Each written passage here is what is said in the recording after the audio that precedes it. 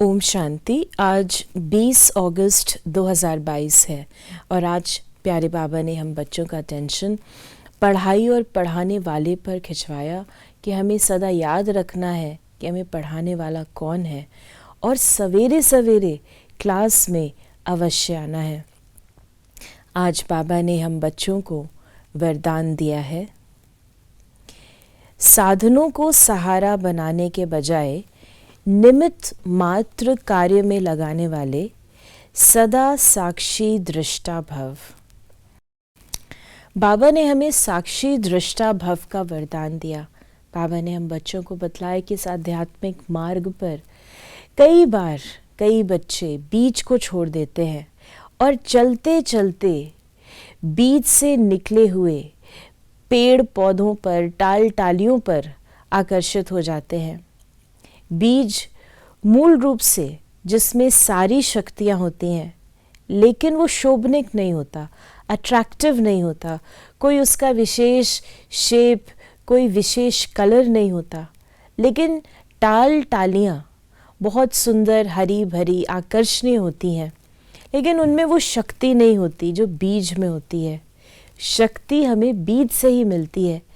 इसी प्रकार कई बार हम चलते चलते बीज को, शिव बाबा को छोड़ देते हैं और हम साधनों को या व्यक्तियों को अपना सहारा बना लेते हैं।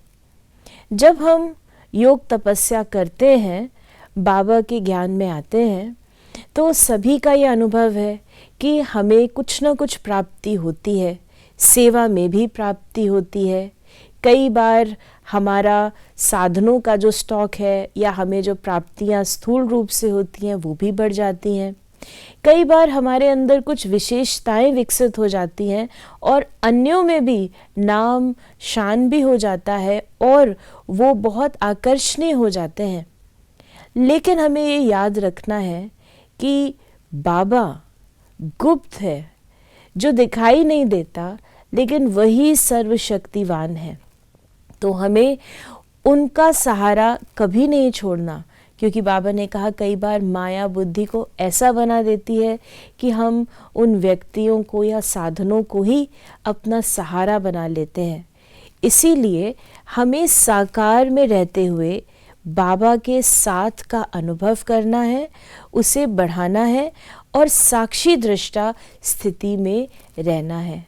तो इस पर हम विशेष अटेंशन रखें कि बीज को नहीं छोड़ना है, साकार में साथ और साक्षी दृष्टा स्थिति में हम स्थित रहें।